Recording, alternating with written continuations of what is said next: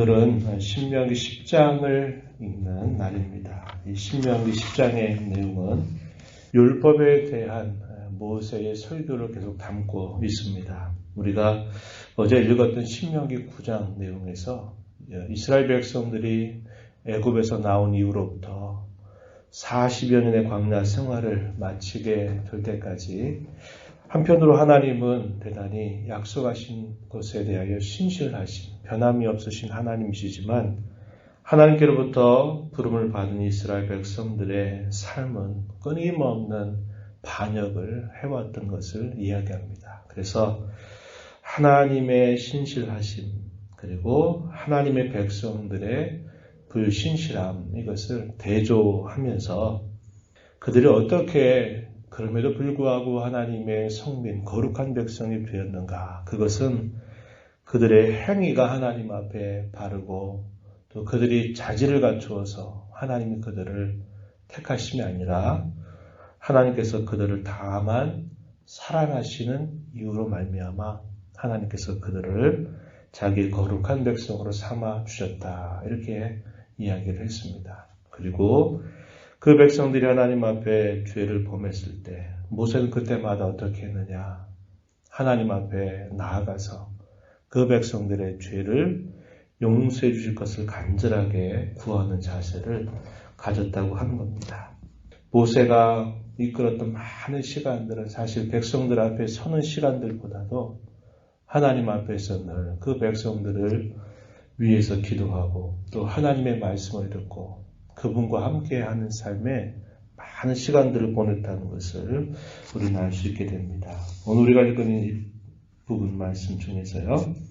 1절부터 11절 이 전반부 내용에서는 다시 하나님께서 그 백성들의 모든 죄를 용서하시고 다시 그들과 언약을 갱신하셔서 그들을 회복시켜 주시는 그 내용들을 그들에게 소개해 주고 있습니다. 시내산에서 언약을 세우자마자 깨어져 버린 그 언약을 하나님께서 모세의 간구를 들으시고서는 다시 그 백성들과 다시 언약을 갱신하는 그 내용을 그들에게 소개해 주게 되고요. 후반부의 내용, 하나님께서 그렇게 그 백성들을 다시 실패에도 불구하고 다시 회복하시고 그들의 욕을 새롭게 하신 그 목적이 무엇인가? 그것을 설명해 줍니다. 그걸 두고 뭐라고 말했냐면 네, 하나님께서 너희에게 요구하신 것이 진정으로 무엇이냐 이렇게 물으면서 그 하나님이 정말 요구하시는 것은 한마디로 말하면 마음의 할례를 받아 살아야 된다. 이 사실을 이야기해 주고 있습니다. 먼저 앞부분의 내용에 보면은 계속적으로 반복되고 있는 표현이 등장합니다. 1절에 한번 보면 그때에 하나님 앞에 시내산에서 언약을 받자마자 그 언약을 파기했던 금송아지 우상 숭배 사건이 있게 되면서 모세가 그 백성들의 죄를 위하여 간절하게 기도할 때를 말합니다. 하나님께서 그 모세의 간곡한 간구를 들으시고서 이렇게 말씀하세요. 너는 참과 같은 두 돌판을 다듬어 가지고 산에 올라 내게로 나오고 또 나무개 하나를 만들어라. 이렇게 말씀을 하셨다고 이야기합니다.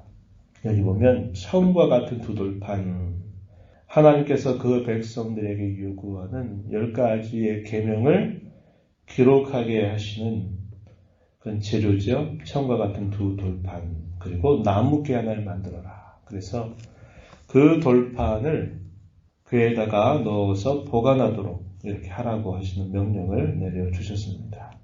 그리고 3절에 가면 또 이렇게 말하죠. 내가 조각목으로 궤를 만들고 처음 것과 같은 돌판 둘을 다듬어 손에 들고 산에 오르매 처음 것과 같은 이 표현이 등장했어요. 4절에서도 여호와께서 그 총회 날에 산 이불 가운데에서 너희에게 이르신 십계명을 처음과 같이 그 판에 쓰시고 그것을 내게 주셨다. 이렇게 표현했습니다. 또 10절 가서 보면요. 내가 처음과 같이 40주 40일을 산에 머물렀다. 이렇게 표현합니다. 그래서 하나님께서 처음 이스라엘 백성들과 시내산에서 언약을 맺으면서 행하셨던 그 동일한 일을 다시 그대로 반복하시게 했다고 이야기합니다. 이게 뭘 보여주느냐? 하나님의 변함없으심을 보여주는 하나의 모습이었다는 겁니다. 하나님은 약속하신 일에 있어서 변함이 없으시고 신실하시다라는 사실을 이걸 통해서 우리가 확인해 볼 수 있게 됩니다. 그러면서 그곳에서 다시 하나님께서 그들에게 언약의 돌판을 주시고 나서 하나님 편에 있었던 이 모세를 향해서 하나님이 하시는 말씀 10절, 11절에 보면요. 이렇게 말하죠.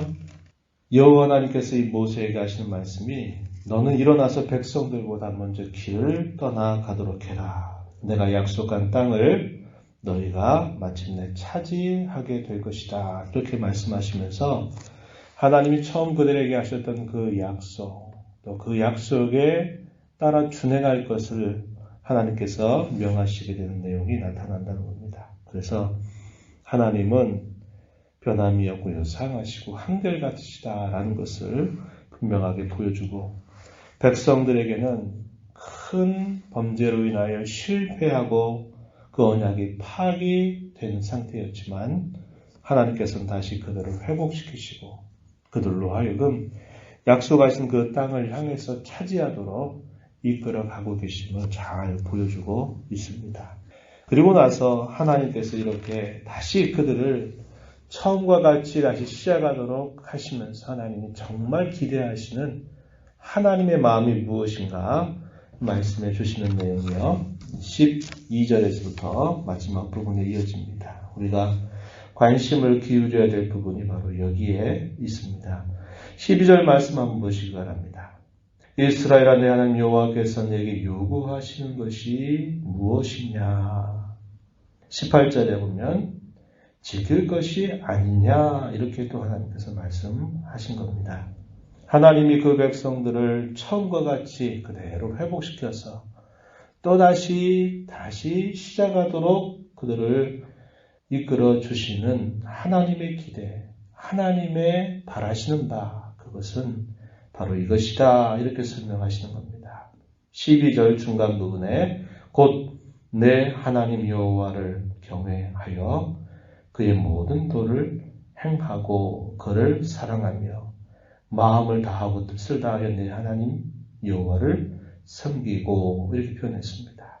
13절에서는 너에게 명하는 여호와의 명령과 규례를 지켜라 이렇게 이야기합니다. 여기 여호와의 명령과 규례 이것은 율법의 내용을 표현하고 있는 말이다 그랬어요. 그래서 하나님이 그 백성들에게 다시 처음처럼 시작할 수 있게 하시면서 기대하시는 바는 처음 그 사람들에게 요구했던 것과 동일한 것이다 하는 겁니다. 그것은 하나님을 경외하고 그의 말씀을 따라 행하되 겉으로만이 아니라 그분을 사랑하고 마음과 뜻을 다해서 하나님을 섬기는 것에 있다 이렇게 이야기합니다.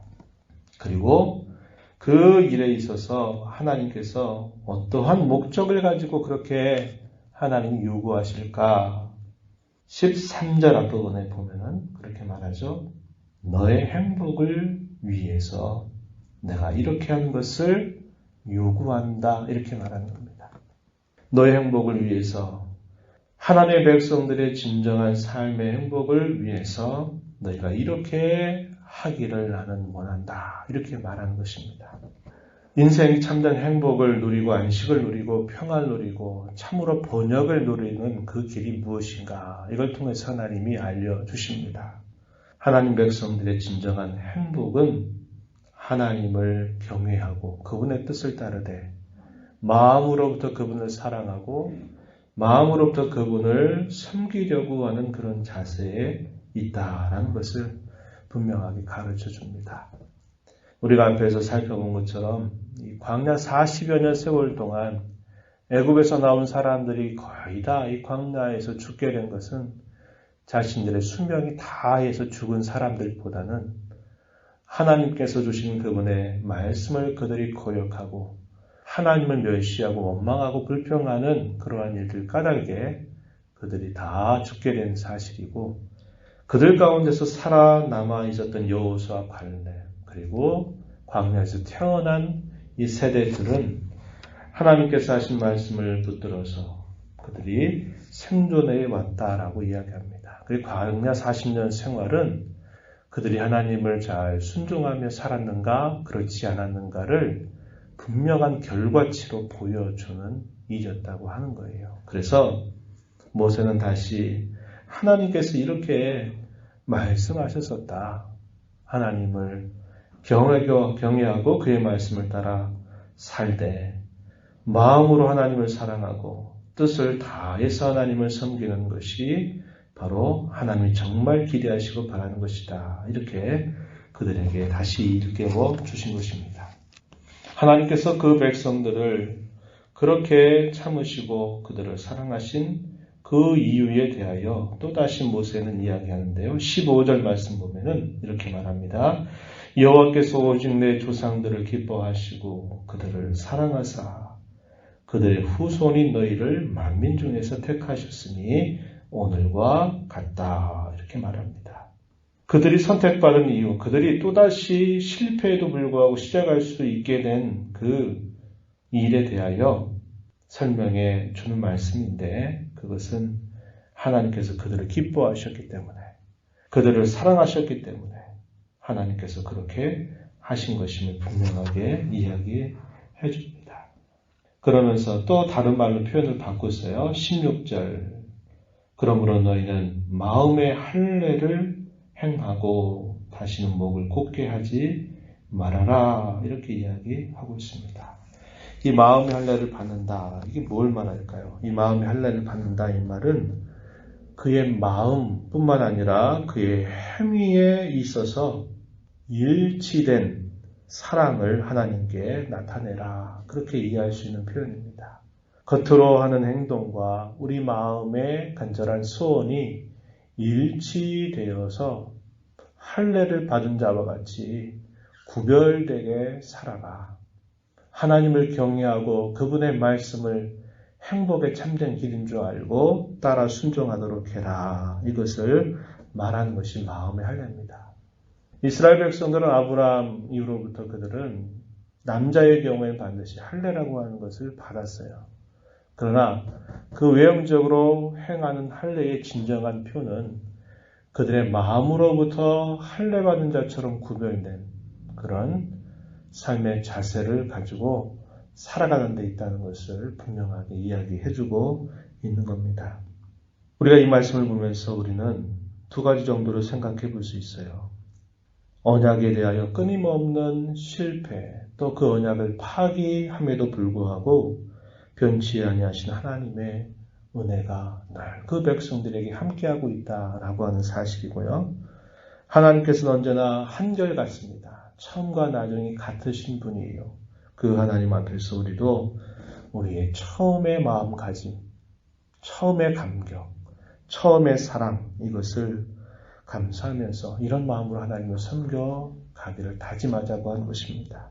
또 하나는 하나님을 섬기는 진정한 삶이야말로 우리의 진정한 행복의 길이라고 하는 것을 다시 기억하면서 우리의 외적인 행위만이 아니라 우리의 마음 깊은 곳으로부터 우리의 마음과 우리의 행위가 일치된 한결같은 사랑을 하나님 앞에 드러내면서 하나님을 섬겨 살아야 되겠다 한 것입니다. 이런 마음을 하나님 앞에 은혜를 구하면서 이렇게 하나님을 섬겨 살아가는 저와 여러분 모두가 되기를 진심으로 바랍니다. 하나님 아버지, 끊임없는 실패에도 불구하고 끊임없이 그 백성들을 용납하시고 자비를 베풀어 주시고 새롭게 시작할 수 있는 기회를 주신 하나님을 찬양합니다. 범죄에서 소망 없이 어찌할 줄 모르는 그 백성들을 향하여 그들을 위하여 간절하게 기도한 모세의 기도를 들으신 하나님은 처음과 같이 다시 시작하도록 그들에게 기회를 주시면서 하나님이 진정으로 그 백성들에게 요구하신 것이 무엇인가를 분명하게 말씀하십니다. 마음을 다해서 하나님을 사랑하고 섬기되 하나님께서 주시는 그 말씀을 즐겨 순종하는 자로 살 것을 그들에게 말씀하십니다. 그것만이 참된 행복의 길임을 주께서 또한 말씀해 주셨습니다. 오늘도 저희들을 불러서 많은 사람들 가운데 하나님의 존귀한 자녀로 삼아주시고 늘 삶 속에서 실수하고 부족하고 허물과 죄로 얼룩졌음에도 불구하고 저희들 향한 변함없는 아버지의 사랑을 늘 베풀어 주신 것을 감사합니다. 처음과 같은 마음, 첫사랑과 같은 그런 마음을 가지고 또다시 하나님을 섬겨가기를 다짐하고 힘써가는 삶이 되게 하시되 우리의 마음과 우리의 행위가 일치된 그런 한결같은 사랑을 주님께 드리며 살아가도록 저희들을 인도해 주시기를 간절히 원합니다. 은혜의 보좌 앞에 나와서 아버지의 은혜를 간절하게 구하는 모든 심령들을 용납해 주시옵소서. 품어주시옵소서. 강구의 길을 기울여 주시옵소서. 예수님 이름으로 기도하옵나이다. 아멘.